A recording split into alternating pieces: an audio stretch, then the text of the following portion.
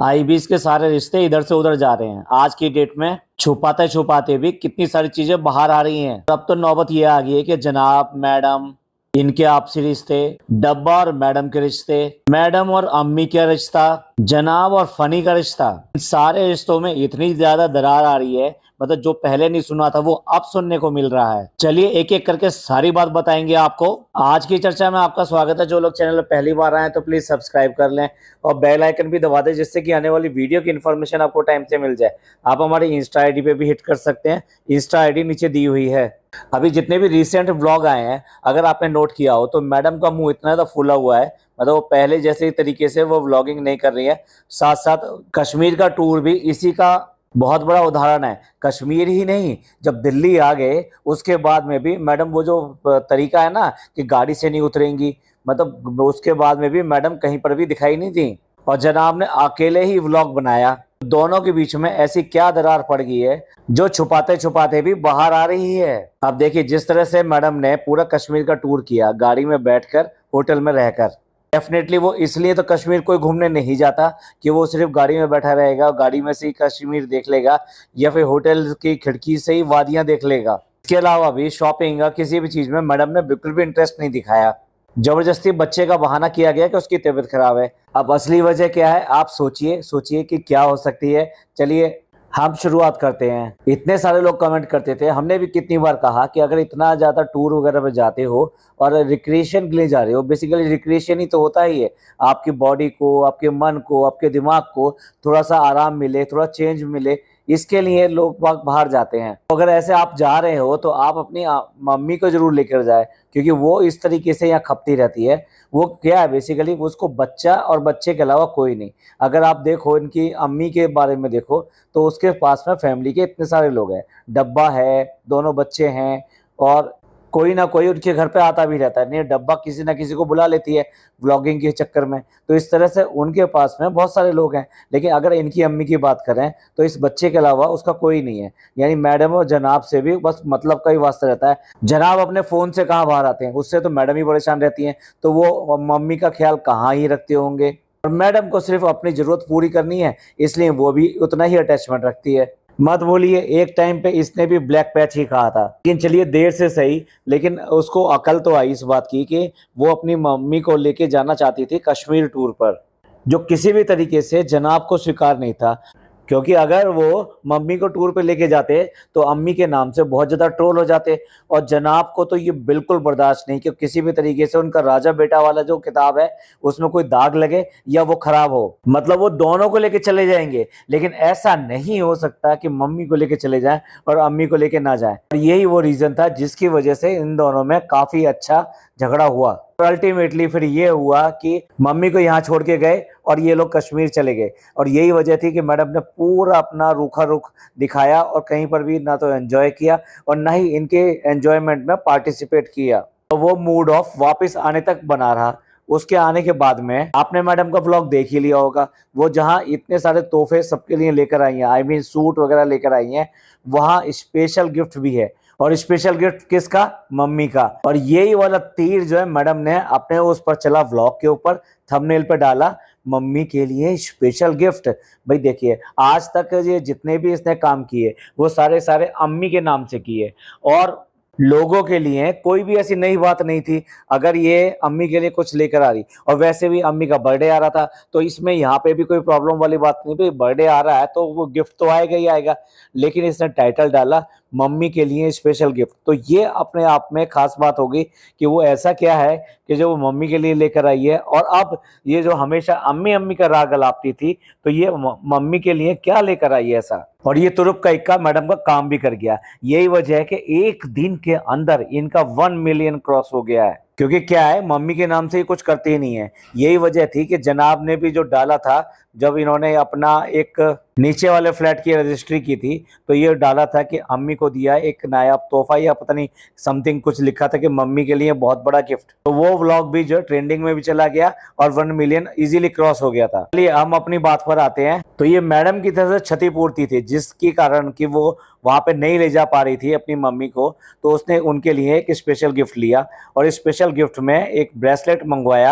आपने व्लॉग में देख लिया होगा, जो इनकी मैनेजर है उससे जो है उन्होंने ब्रेसलेट जो है सेलेक्ट करने के लिए यानी पसंद करने के लिए मंगवाए। सबसे पहले तो मैं आपको ये बता दूं, जैसे ब्रेसलेट ये दिखा रहे हैं ये डायमंड का है, ऐसा है वैसा है, ये बिल्कुल नकली है। नकली मीन्स मुझे तो ये भी शक है कि ये प्योर गोल्ड का है। कोई भी ज्वेलर इस तरह से इनको दिखाने के लिए 2 या 3 सेट नहीं दे सकता। ये बंदे ओहो व्लॉग बनाए और डायमंड की चीजें लेकर आए हैं, वो भी इस तरह के डायमंड के जिसमें एक नहीं कई सारे डायमंड गुथे हुए हो, और ये व्लॉग ना बनाए उसका, ये वहां पर जाके परचेजिंग ना करें, अपना टाइम पास ना करें। भाई जब भी कुछ लोचा होता है ना तभी ऐसा होता है। ऐसे ही इन्होंने एलवी के बैग के साथ में किया था, जिसको लोगों ने सेकंड कॉपी कहा था। और वैसे भी यार एलवी के बैग में कोई कागज के मतलब जो वेस्ट होता है वो थोड़ा निकलता है, अखबार के टुकड़े थोड़ा निकलते हैं कभी। ये मान लीजिए कुछ मरा गिरा या कैसा भी है, इन्होंने ये ले भी लिया है, तो सबसे पहले किसको पसंद करवाया गया? ये पसंद कराया गया मम्मी को, और उसके बाद में जो बचा हुआ है वो दिया गया, किसको दिया गया? अम्मी को दिया गया, क्योंकि भी उनका तो बर्थडे है तो उनके लिए तो लाना जरूरी था, और नहीं लाएंगे तो फिर वही इम्बैलेंसिंग हो जाएगी, जनाब का जो ईगो है वो हर्ट हो जाएगा। सीतू बेगम को क्या पता नहीं है ये सब चीजें? उसका भी इसीलिए मुंह बना हुआ था। जैसे वो कपड़े दिखा रही है मैडम, उसका कोई इंटरेस्ट नहीं आ रहा था उन कपड़े दिखने में। और जैसे मैडम जो जनाब जनाब करती है ना, ऐसे ही उनकी मम्मी ने भी ये कहा कि भाई जो इसको पसंद है, यानी मेरे दामाद को पसंद है, वही मैं पहनूंगी। एक चीज तो देखने में अच्छी लगी, ये पहनने के बाद में उनका खुशी का ठिकाना नहीं रहा। वाकई में वो बहुत ज्यादा खुश हुई इस बात के लिए कि उनकी बेटी ने उनको एक्चुअली रिकॉग्निशन दिया, प्यार दिया, रेस्पेक्ट दी। तो ये तो हाल चल रहा है मैडम और जनाब का।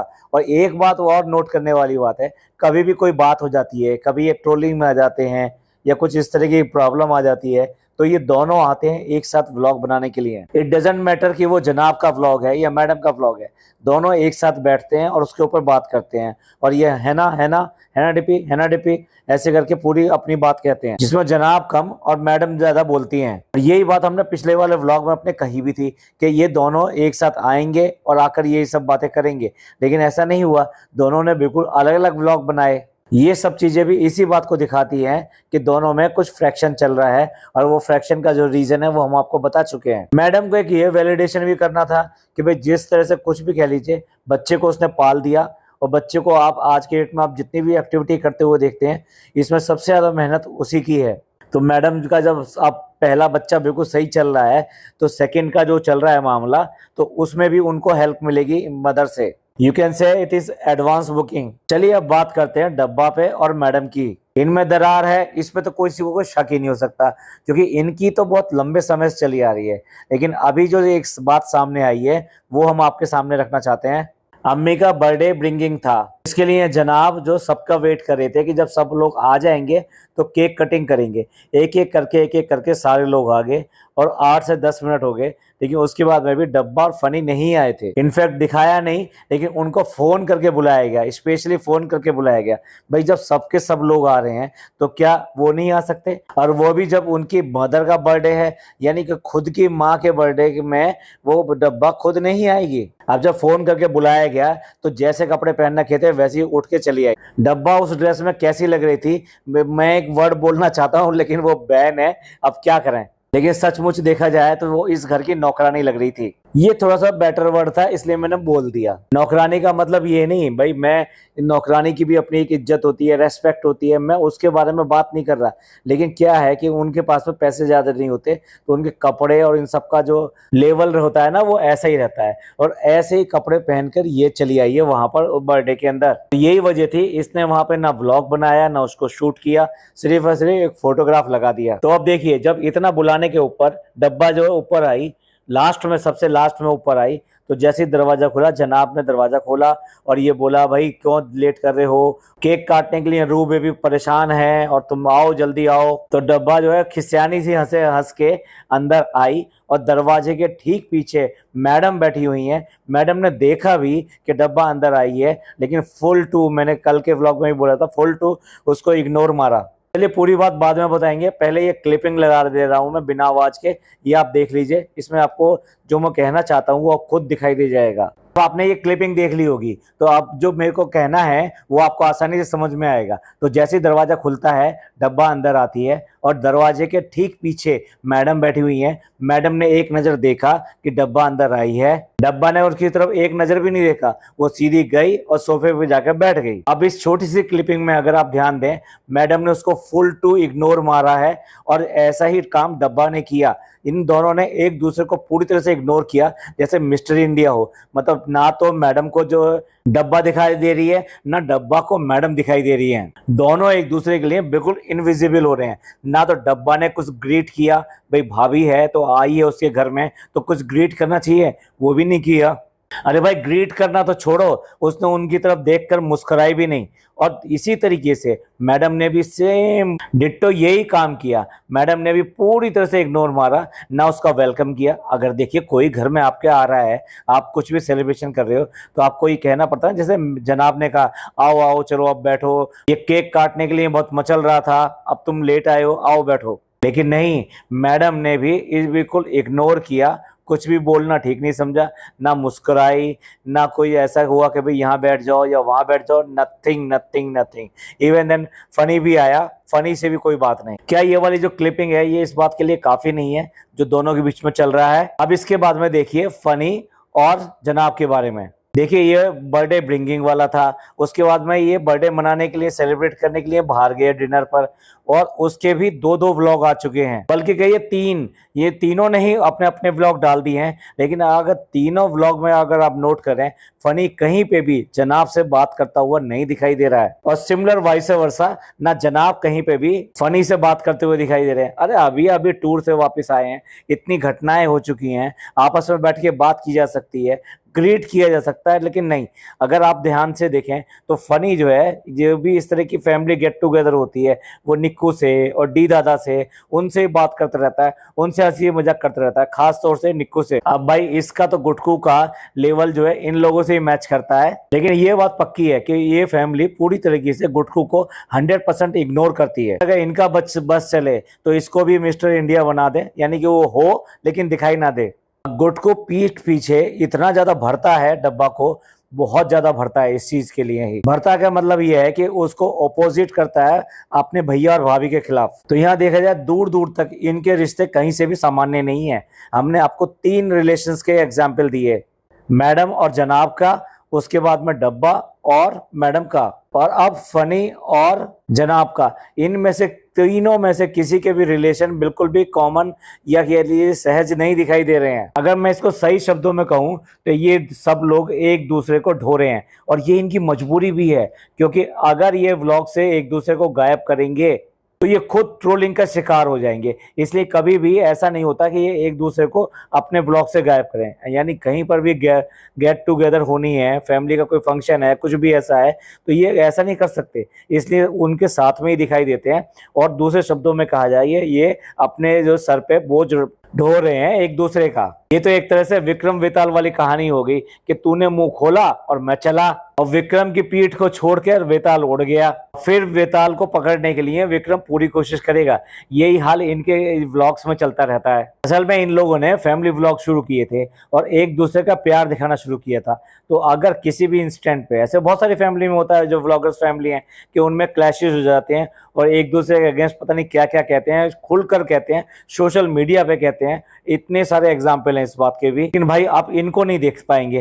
क्यों नहीं देख पाएंगे? इनके अंदर वही सब कुछ हो रहा है, सब कुछ हो रहा है, लेकिन आपके सामने नहीं आने देंगे, क्योंकि इन्होंने ये फैमिली व्लॉग बनाने शुरू किए थे और यही इनका यूएसपी भी था, यानी यही इनका सेलिंग पॉइंट भी था कि जिसकी वजह से ये पॉपुलर हुए थे। तो अपने सेलिंग पॉइंट को हटाकर ये कैसे आगे बढ़ सकते हैं? इसलिए इनको बहुत ज्यादा ट्रोलिंग मिलेगी। तो आज की डेट में ये सब जो है एक दूसरे को ढो रहे हैं कि किसी भी तरीके से इनकी व्लॉगिंग चलती रहे और अंदर ही अंदर एक दूसरे के प्रति कुछ ना कुछ चोट करते रहते हैं। डब्बा और मैडम की तो आपको कई सारे एग्जाम्पल्स हैं इस बात के लिए। पर कुछ टाइम से आज की डेट में डब्बा भाई को भी कहने से बात आती नहीं है, उसको भी नहीं बख्शती है। उसके भी कमियों को उजागर करने में, उसको लोगों से बुरा भला कहलवाने के लिए कोई ना कोई ऐसे काम करती रहती है। एक बार टूर पे गए तो ताज लेके पहुंच गई अपने पापा को।